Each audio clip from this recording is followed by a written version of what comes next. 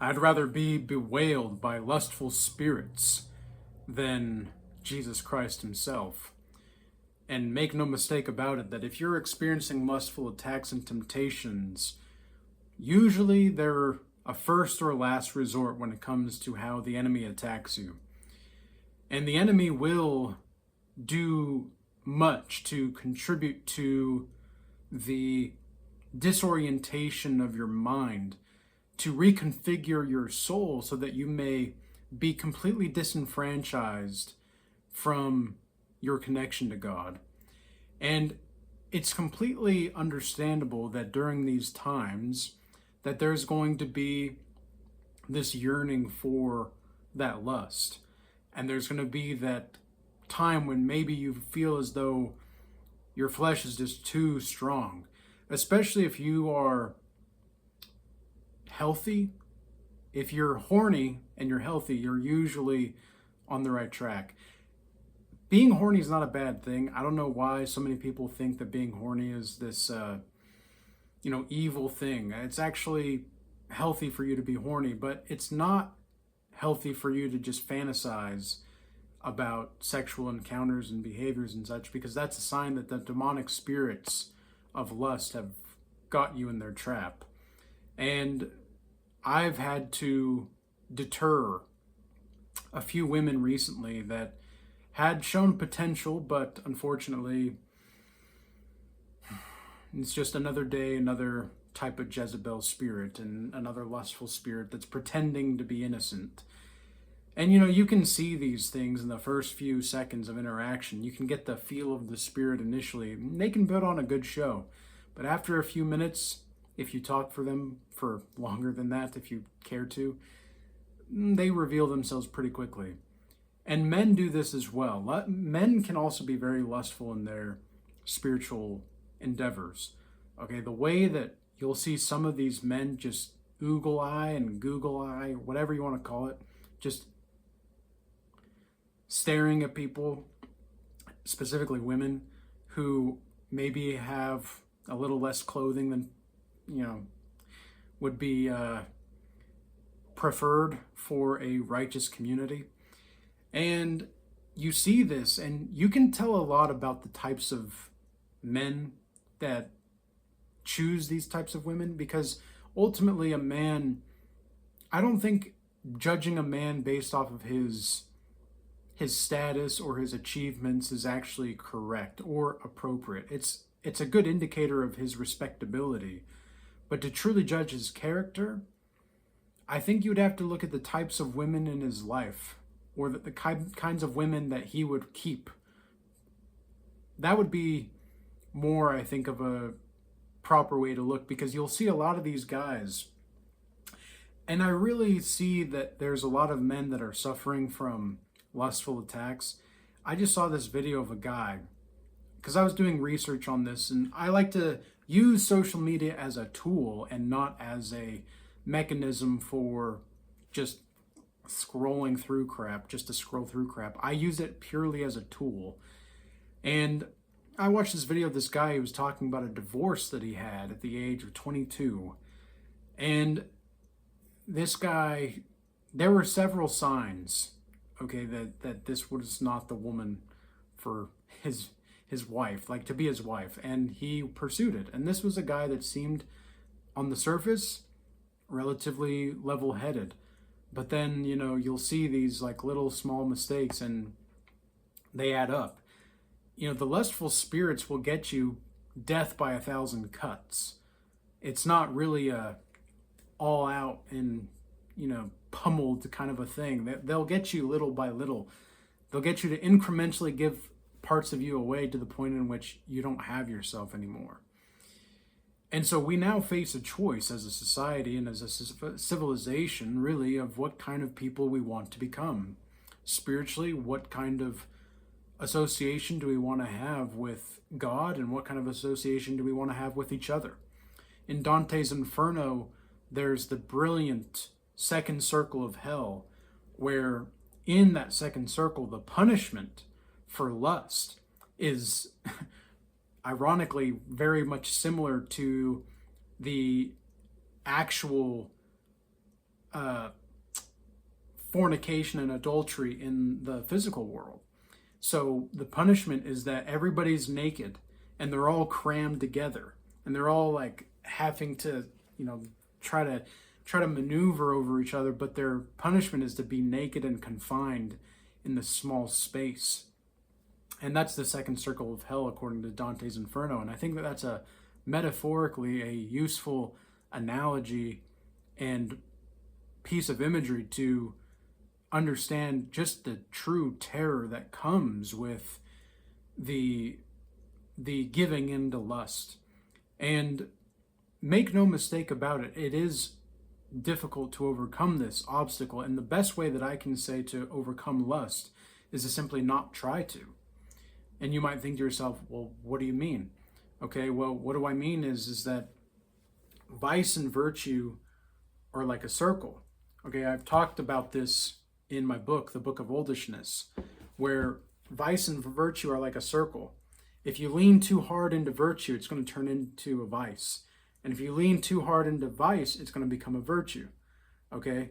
So what that means is that if you are too pure, like you're trying to be pure so much to the point to where it increases your proclivity to be like putting a spiritual hammer across your head on yourself. You're just like slamming yourself with a hammer, spiritually speaking, over and over again, trying to be pure, trying to be pure, trying to be pure.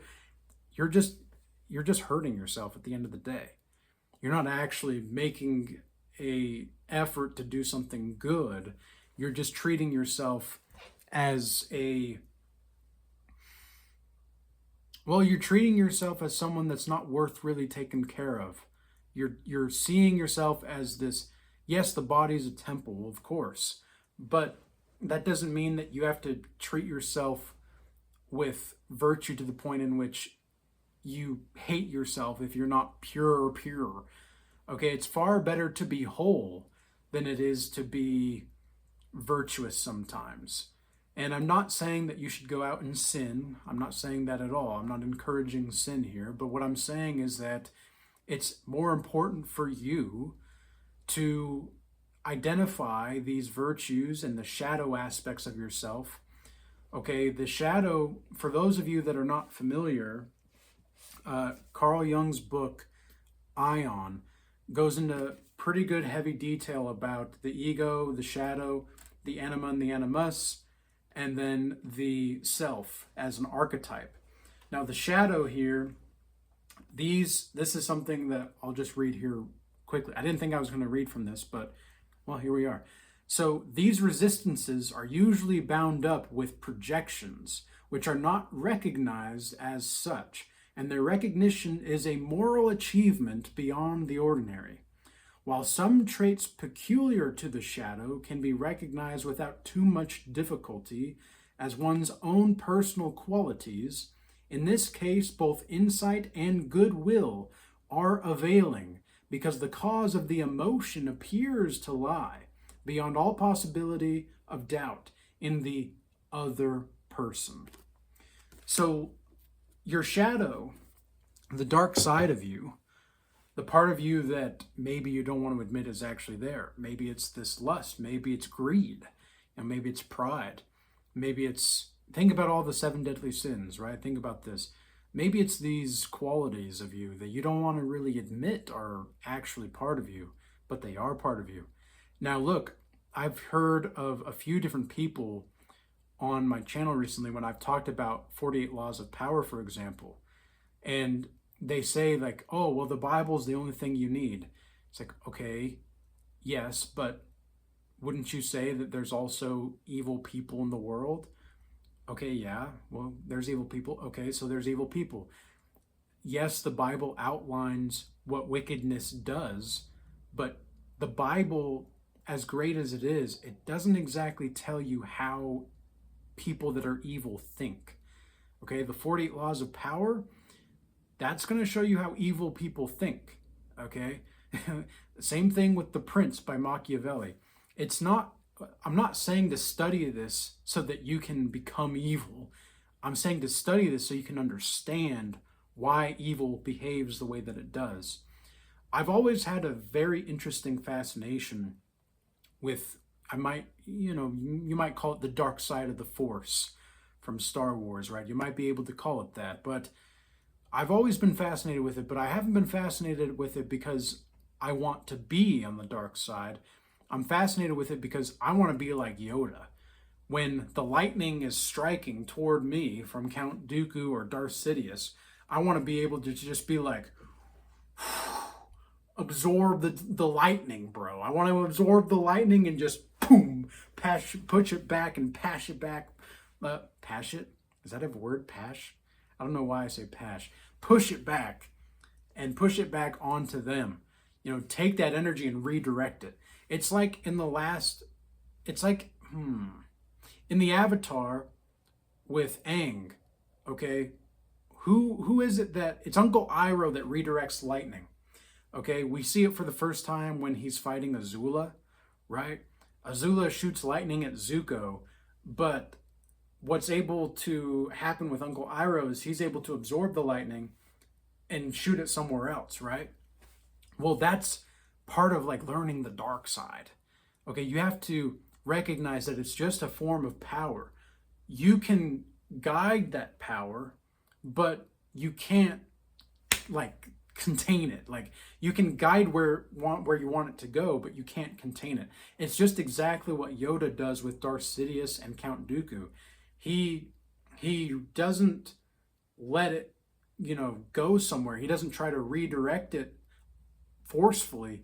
He just guides that energy somewhere else, or he just absorbs that energy and accepts it and is able to dissolute it.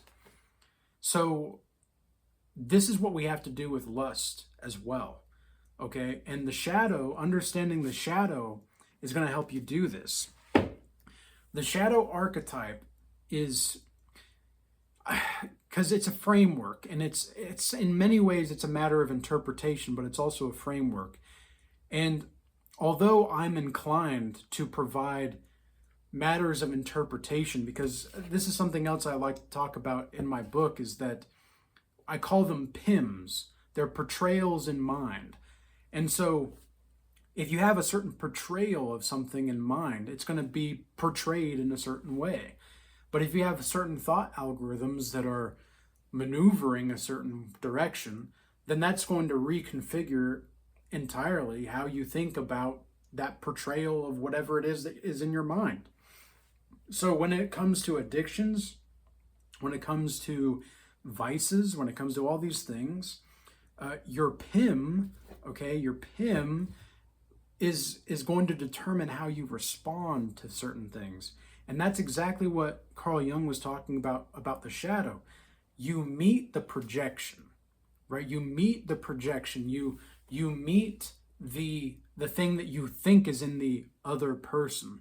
But what it actually is, it's a part of you that you are not yet conscious of, that you're directing like, oh, that's someone else. Well, so how do you know the difference between a projection and it's actually you? Because this is something that lustful spirits do very, very, very sneakily.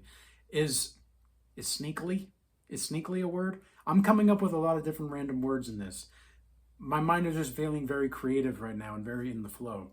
So sneakily, these lustful spirits will contrive themselves and try to extinguish whatever will you have that is in accordance to God's will, because they know that if they can destroy what God sees as good, then they win a battle. And they know God's going to win the war. Like, it's, for them, they just want to keep destroying as much as possible in the process. And they want to hurt God in doing so. That's all they want to do. They don't really care about hurting you to just hurt you. They just want to hurt you because it hurts God. And that's really something to think about. And so I don't know what it is about this time of year too. I suppose it's just the pagan holidays, but from like October to December, there's this weird, subtle sexual energy in the air. Has anybody else noticed that? especially around this Christmas time, because it's like people want to be sexy. Well, specifically the women, they want to be like dressing sexy without dressing sexy. And so they'll wear like all red and they'll be like, oh yeah, it's my Christmas colors. They're like, no, no, no, no. Like I saw several women at the gym today. I don't know if they were like color coordinating or what, but they were dressed up in all red. All of them. Like it was crazy. I have never seen a group of women, and it wasn't even like they were in a group together. It was just like individual women that were there at the gym wearing all red. And of course, you notice that because it's all red. I mean, red is the ultimate color. Okay, it's like the luscious lips, right? It's the apple, the red apple. It's there's this sense of danger and ooh, like forbidden, but forbidden, so I want it. Like that, there's this sense of that with the color red. Red is also a very powerful color, of course, and I would say black is another powerful color. Now, I wear a lot of dark colors usually. I don't usually wear like for me, this is bright. You know, this is a bright color for my kind of lifestyle and such. And I don't mind wearing the lighter clothes, but especially when I'm at the gym, I just have a very specific kind of orientation in myself where I am focused, I'm there. I'm in my most masculine essence when I'm at the gym. I'm at my most like brutish and lionish sense when I'm right there, when I'm in the gym. And yeah, so like then you have guys. Guys don't really do this. They'll just notice these things. But the one reason why I've noticed these women all dressed in red was because I kept noticing these other guys just, you know, not even hiding it. Like they couldn't control themselves. And it's not like these women weren't attractive, of course. Like they were reasonably attractive women. But I mean, they're dressing like that for a reason. They could say that it's all Christmas colors and all that because that's what they were talking about. Like, oh, you're so cute today. Oh yeah, it's Christmas time, so might as well dress for the you know how women are, communitarians. So anyway, for the most part. And so you'll notice this, and there's this subtle sexual energy. It's like they're trying to entice you into this like dark holiday romance, it seems like sometimes. And that's just the energy that they're giving off. And again, it's not all of them, but it was a very strange amount of them today. I don't know what exactly it was, but we have to be mindful of this and we have to be aware of this and we have to recognize that this is just part of the process. It's okay to notice a beautiful woman. I don't know, like there's a difference between lusting after a woman and appreciating a woman's beauty. But yeah, like there's no, don't think about it too much. Just again, accept that maybe you're going to have a little bit of a vice and it'll turn into a virtue because you'll be able to be whole in that. That's why I say it's like a circle, virtue and vice. So with all that being said, I hope that this message was useful and insightful for you. If you do want to go deeper into these kinds of topics, sign up for the Godlike Mastery Initiation Program that I have, or the Regal Change Academy group that we have as well, where there is the free tier in the Regal Change Academy, but we vet very diligently for those people, okay? If you do want to pay, however, and if you want to have access to the group calls as well as the classes, then that's where there's going to be a paywall. And so we do this because we want to make sure that we have the best of the best that want to be there. Okay, we want to have a group of solid people that actually want to participate and want to learn about the deeper things and, you know, go through life with righteous people. Even though it's hard to find righteous people in the physical world, you know, we have this university and church replacement option where you can go to, and that's the Regal Change Academy. And then also with the Godlike Master Initiation Program, I also, in line with that, I do have the one-on-one sessions. So feel free to check that out in the description box below. And I hope everybody stays blessed out there. Peace. Until next time.